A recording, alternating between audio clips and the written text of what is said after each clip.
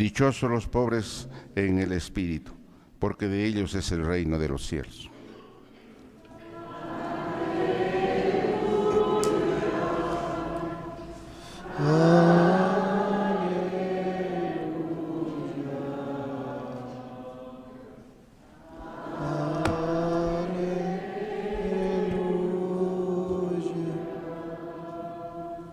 El Señor y con ustedes.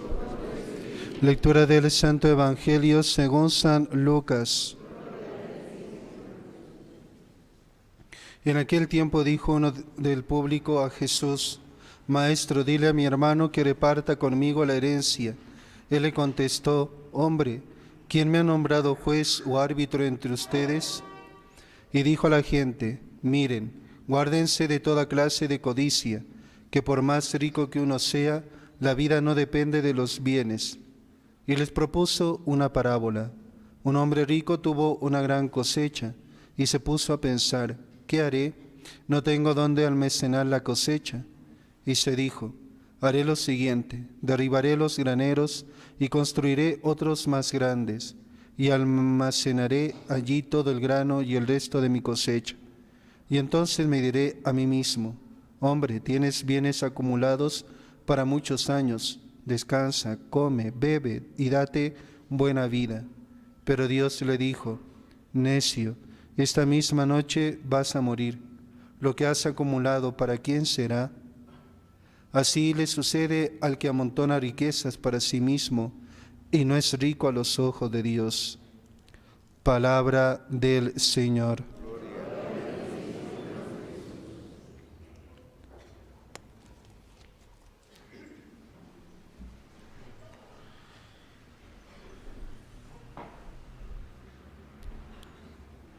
Amados hermanos en nuestro Señor Jesucristo y María Santísima, voy a comenzar contando esta pequeña historia, ¿no? Una pequeña anécdota que pasó a un monje. Se cuenta que en cierta ocasión un monje terminó abandonando su vocación a cambio de algo insignificante. Había trabajado durante muchos años como eximio herrero y en determinado momento sintió en su interior un fuerte impulso para seguir el camino de la vida contemplativa. Lo dejó todo y se dirigió a un monasterio donde fue admitido. Algún tiempo después le asignaron una celda cuya puerta día y noche chirriaba y daba golpes sin parar porque no cerraba bien. Nuestro monje le pidió permiso a su superior para solucionar el problema y fabricó una estupenda cerradura. Además, aprovechó la ocasión para arreglar la propia puerta, ajustándola mejor al marco de la pared. Al final, logró transformarla en una pieza modélica para toda la comunidad. Se paseaba por los pasillos del edificio orgulloso de su trabajo y se admiraba de no encontrar ninguna cerradura comparable a la suya, tan perfecta y bien hecha. Sin embargo, con el paso de los meses, fue creando en su interior un excesivo apego por tal accesorio aparentemente inofensivo. Un día el abad ordenó un cambio de celdas en la comunidad. Abatido ante la perspectiva de verse obligado a repetir en su nuevo destino aquella minuciosa labor, el monje herrero pidió permiso para llevarse la cerradura, pero el superior había dispuesto que nadie estaba autorizado para trasladar ninguna parte del mobiliario en los cambios de una celda a otra. Descontento con la decisión del prior y no queriendo renunciar a su excelente cerradura, el monje la arrancó de la puerta y decidió abandonar la vocación religiosa, recibida de las manos de Dios, llevándose el objeto de su apego y adentrándose en los caminos del mundo. Ciertamente una historia triste, ¿no? Un monje que abandona su vocación. Pero ¿qué hay detrás de esto, queridos hermanos? ¿Qué hay detrás de esta historia de la cerradura de este monje? Pues hay detrás lo que hoy nos enseña el Evangelio. El episodio que nos narra el Evangelio de este domingo tiene lugar cuando Jesús y sus discípulos iban de camino a Jerusalén. Y le dice uno de la gente: Maestro, dile a mi hermano que reparta conmigo la herencia. El Señor atendería todas las peticiones. Por eso esta persona se acerca a hacerle esta petición.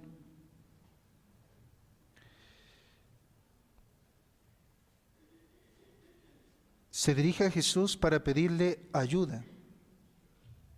Sin duda se trataría de del hermano menor que tenía dificultades en el reparto de una herencia que le correspondía. La ley civil judaica determinaba que cuando dos hermanos heredaban de su padre un legado, se dividía en 3 partes. 2 partes serían para el hermano mayor y la tercera parte para el más joven.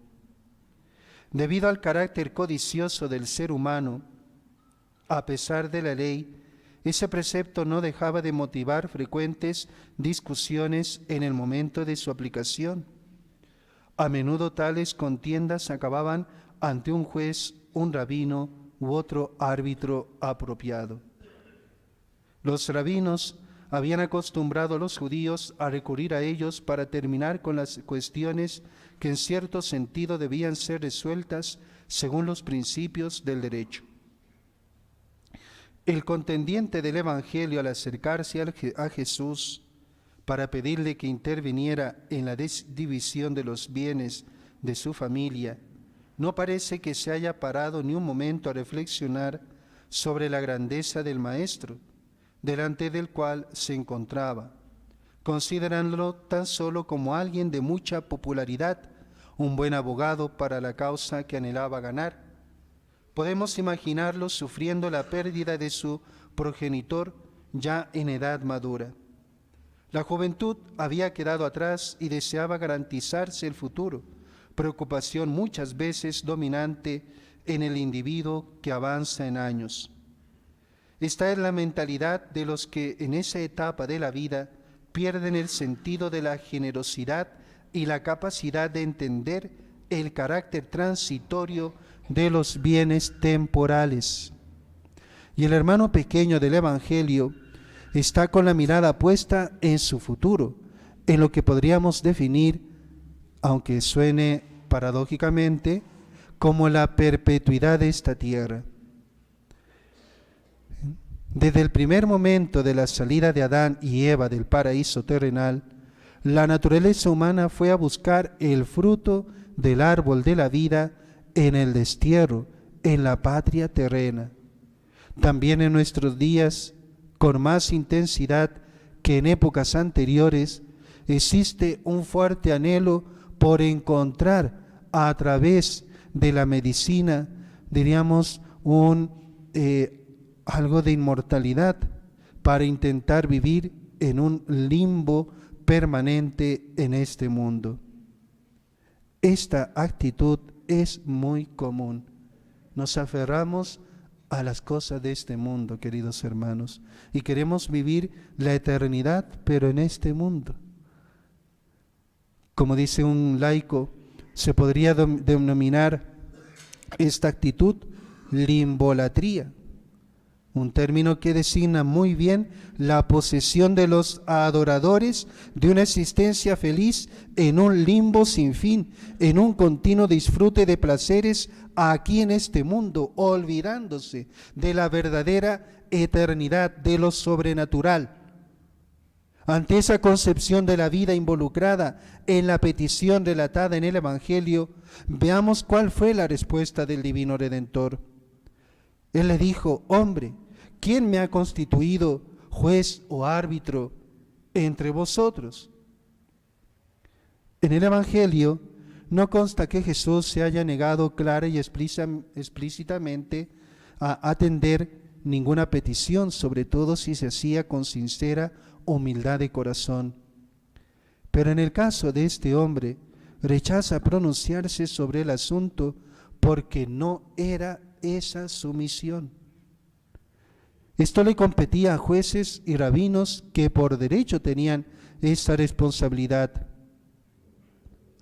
El que había descendido, dice San Ambrosio, por razones divinas, con toda justicia rechaza las terrenas y no se digna hacerse juez de pleitos ni repartidor de herencias terrenas, puesto que él tenía que juzgar y decidir sobre los méritos de los vivos y los muertos.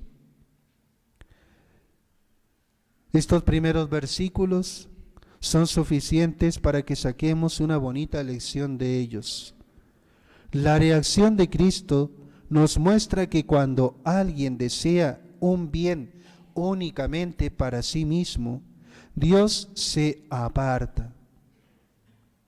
Sin embargo, celoso por la eterna salvación de todos, quiso comunicarle a ese hombre una nueva enseñanza: el peligro de dejarse enredar de una manera desequilibrada con los problemas de una herencia familiar. Pedía la mitad de la herencia, afirma San Agustín. Solicitaba la mitad, pero en la tierra, y el Señor se la ofrecía toda en el cielo. Le daba el Señor más de lo que pedía. ¿Quieres una herencia aquí en la tierra? Yo te prometo una herencia, te doy una herencia eterna en el cielo. Eso se debía al hecho de que ese hombre había puesto toda su atención en los bienes visibles, con una voluptuosidad poco común, deseando tenerlos en sus manos a toda costa. Y Jesús les dice a todos: mirad, guardaos de toda clase de codicia, pues aunque uno ande sobrado, su vida no depende de sus bienes. Como una persona que me contaban que está enferma, que le han venido varias enfermedades, y le viene justo cuando pide su jubilación en el trabajo y empieza a recibir la jubilación, el dinero por la jubilación, y justo en ese momento cae enfermo. Y cuando él tenía sueños de con su esposa pues pasear, ir a diferentes lugares del país, etcétera, pues justo en ese momento cae enfermo y no puede disfrutar de eso que tanto anhelaba. ¿Ven? Aunque uno ande sobrado, su vida no depende de sus bienes. Para mostrar la importancia capital de la frase que iba a pronunciar, Jesús comienza trayendo la atención a sus oyentes: mirad, observad. Ahora bien, en este versículo hemos de considerar que cuando habla de toda clase de codicia, quiere decir que no debemos tener una fijación desequilibrada con el asunto del dinero, aunque no solamente con esto. De hecho, si solo dijera con la codicia, podría referirse únicamente al dinero. Al haber dicho de toda clase de codicia, podía o no hacer alusión a él. Por tanto, abarca otros bienes materiales. Si queremos algo para nuestra estabilidad o bien personal, divorciado del amor de Dios, ambicionando ansiosamente, a eso se le llama codicia. Y dice el apóstol San Pablo, lo hemos escuchado, es una clase de idolatría. Santo Tomás nos enseña que el pecado de codicia se efectúa cuando se quieren adquirir y retener las riquezas sobrepasando la debida moderación. Esto es lo propio de la avaricia, que se define como el deseo desmedido de poseer.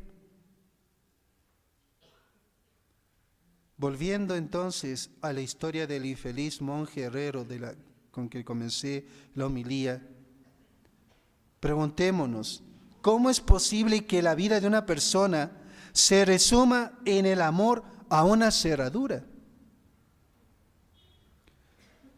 Queridos hermanos, seamos honestos y miremos muy de frente el amplio campo de bienes de nuestro alrededor. San Juan de la Cruz los define con precisión. Por bienes temporales entendemos aquí riquezas, estados, oficios y otras pretensiones, e hijos, parientes, casamientos, etc. Estos bienes incluso pueden ser una cerradura, un animal o un objeto al que nos apegamos en exceso o de manera desequilibrada, a pesar de que nos aparta de Dios. No obstante, existen otras clases de codicia, como la del sentimentalismo o del romanticismo, que nos exigen dejar a Dios a un lado para adorar lo que es meramente humano.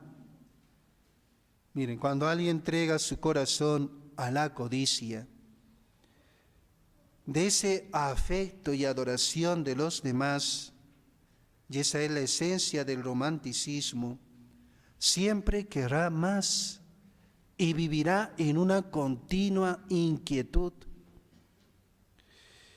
Otro tipo de codicia, es la vanidad, que conduce al deseo de llamar la atención sobre sí, sea por la belleza física, causando un excesivo cuidado por su propia apariencia, sea por creerse poseedor de una gran inteligencia o dotado de otras cualidades.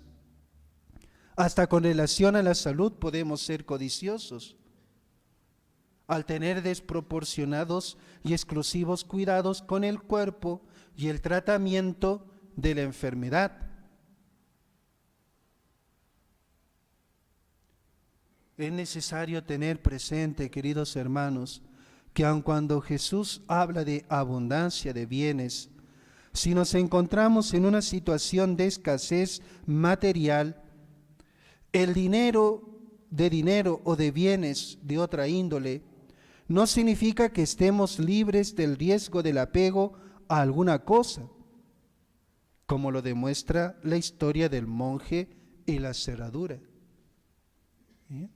Por lo tanto, no hace falta tener mucho para apegarnos. Muchas veces nos apegamos a cosas menudas, a cosas pequeñas. En ese sentido, San Juan de la Cruz, vuelvo a citar a San Juan de la Cruz, continuando su análisis, comenta cómo, de hecho, es terrible el afecto desordenado a la abundancia material, pero explica que si alguien tiene muchos bienes, el apego se distribuirá entre todos ellos. Sería el caso, por ejemplo, del que posee 1000 monedas de oro. Si llega a perder solo una, quedándole las otras 999, el estremecimiento no será tan grande. Sin embargo, si pierde 999, toda la atención que tenía por las 1000 monedas se concentrará sobre la que le quedó. De este modo, el que posee pocos bienes puede tener por ellos un apego tan intenso como alguien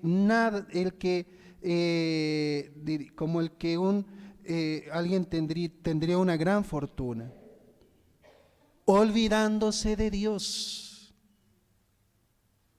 Eso es la codicia, ¿no? Puedo tener poco, pero me apego de una manera tan intensa que me olvido de Dios.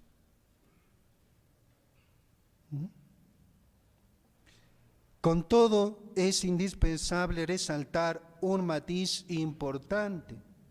Jesús no está condenando en esta parábola la posesión de bienes, ni el principio de propiedad, sino la codicia, es decir, el descontrol en la consideración de los bienes temporales.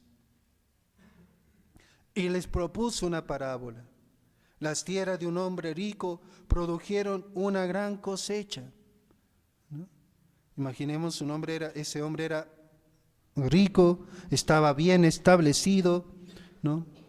Atendido con holgura en todas sus necesidades, ¿no?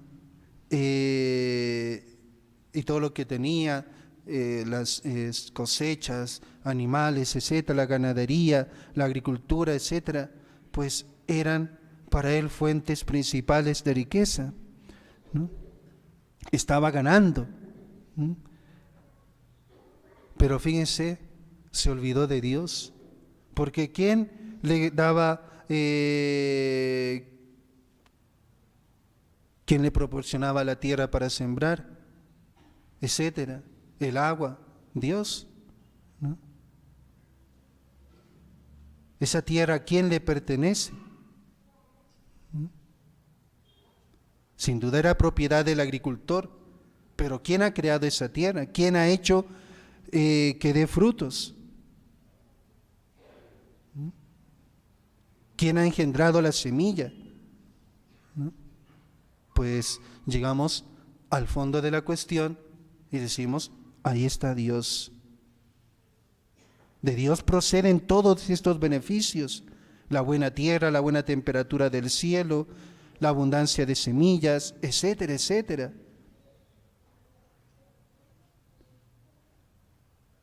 ¿Y qué vemos en este hombre?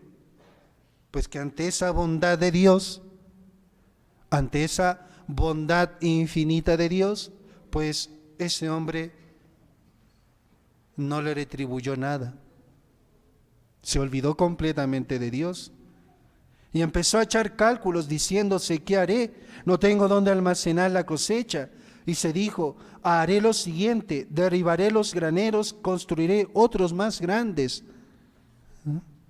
y almacenaré allí todo el trigo y mis bienes, y entonces me diré a mí mismo, alma, tienes muchos bienes acumulados, almacenados para muchos años, descansa, come, bebe, banquetea alegremente. La actitud inicial del propietario es la de quien de repente se encuentra ante una situación de abundancia inesperada. ¿Qué haré? No tengo dónde almacenar la cosecha. ¿Sí? Pero fue lamentable la intención llena de egoísmo subyacente a ese primer pensamiento. Al encontrarse con los campos floridos y preparados para sacar de ellos el rendimiento de una siega como nunca habría imaginado, el hombre sintió bullir en sí esa limbolatría, es decir, el deseo de permanecer en esta tierra toda la eternidad, sin infortunios, ¿no? Hombre, come, bebe, banquetea alegremente, date buena vida. Quiso vivir eternamente aquí en la tierra. Dios desapareció de los planes de este hombre. Y cuando esto ocurre, vienen las desgracias. En efecto, si lo sacamos del centro de nuestras preocupaciones, nuestra persona asume con rapidez el papel principal de nuestra vida, porque existen dos amores solamente para nosotros: o amamos a Dios hasta el olvido de nosotros mismos, o nos amamos a nosotros mismos hasta el olvido de Dios. Pues este hombre que hizo amarse a sí mismo, hasta el olvido de Dios.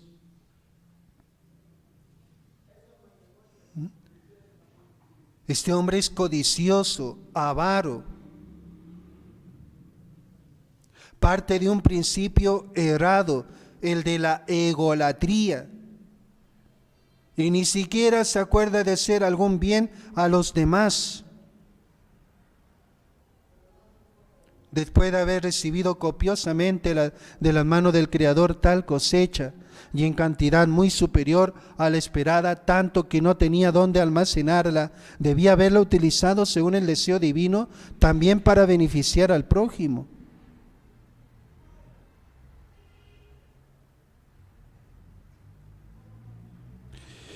Por otro lado, Jesús no afirma que existe una intención explícita de pecado en todo esto. No obstante, al poner en los bienes de ese agricultor las palabras descansa, come, bebe, banquetea, nos está indicando que hay un olvido del primer mandamiento de la ley de Dios. Amén.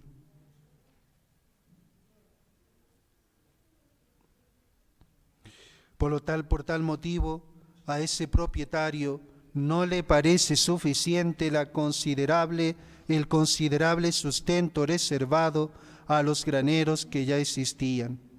Al año siguiente y en los próximos cosecharía nuevamente, quizá todavía más. Sin embargo, la avaricia y las ganas de disfrutar lo habían cegado. Así piensan todos los que son dominados por la codicia. Nunca se satisfacen con los dones recibidos de las manos de Dios y ansían algo más. La razón de que la codicia nunca se sacia es que el hombre está hecho para recibir a Dios.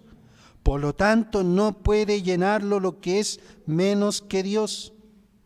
Y esta insatisfacción provoca un desequilibrio emocional cuyos frutos se traducen en una falta de virtud debido al deseo desordenado de querer cada vez más.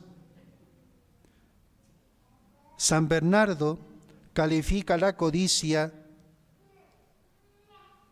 como un mal muy sutil, un virus oculto, peste invisible, padre del engaño, madre de la hipocresía, progenitor de la envidia, origen de los vicios, yesca de los crímenes, herrumbre de las virtudes, polilla de la santidad, obcecación de los corazones, adulteración de los sentidos, medicina ponzoñosa.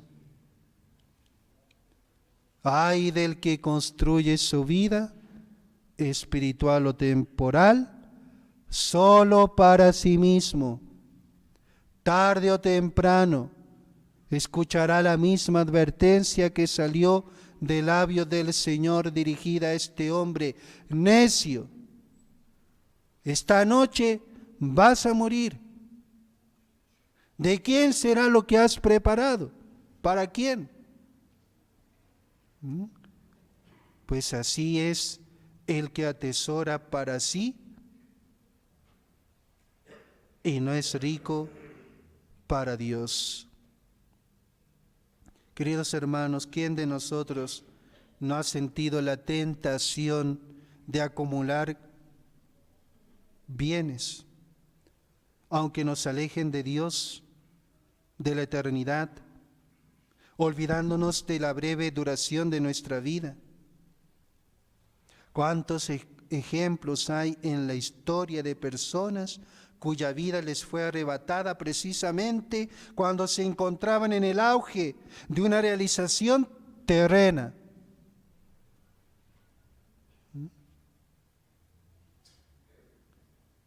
Vuelvo a citar a San Juan de la Cruz.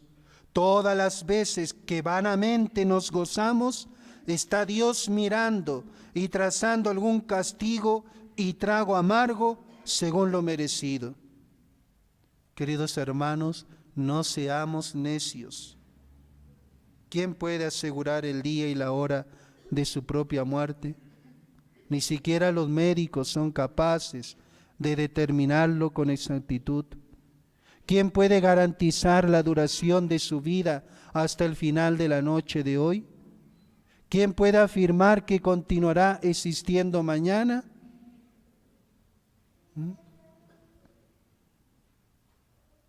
Por consiguiente, es 1000 veces mejor estar cada instante con la principal atención puesta en lo que es eterno. Después de la muerte viviremos para siempre y en un momento determinado recuperaremos nuestros cuerpos en estado de gloria o de horror, dependiendo de nuestras obras.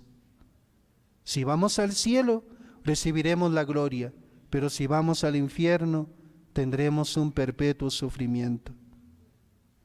¿Valdrá la pena, pues, andar inquietos, vivir afligidos por las cosas concretas y olvidarse de las eternas? Por eso, queridos hermanos, no apartemos los ojos de la eternidad. Cuando los hombres excluyen a Dios del centro de sus vidas y le roban el sitio reservado a Él, toda clase de desgracias y castigos caen sobre ellos. En la actualidad nos encontramos en una época de inventos y de magníficos descubrimientos científicos, pero esas maravillas le acarrean a los hombres un nuevo y grave problema, porque muchos pueden obsesionarse tanto con ellos que acaban olvidándose de Dios. En nuestros días, con más ímpetu que antes, la inmoralidad quiere destruir de manera definitiva a la moralidad, conforme lo indica la velocidad de degradación de las modas, de las costumbres, de la familia. Hasta tal punto se están generalizando los desórdenes morales que si se les ofreciera a las personas con una expectativa de muerte inminente una medicina que le alargase la vida un poco más, pero se les exigiera la renuncia a la impureza, sin duda alguna, una buena parte preferiría morir antes que perder la posibilidad de cometer ese género de pecado. El que así procede tiene en el fondo un espíritu en el que impera una deliberada desobediencia a Dios. Queridos hermanos, no nos dejemos llevar de la codicia, no nos dejemos llevar de la avaricia. Vuelvo a repetir, San Pablo dice que es una especie de idolatría, porque es hacer un Dios de los bienes materiales, del dinero sobre todo. Nada más, queridos hermanos.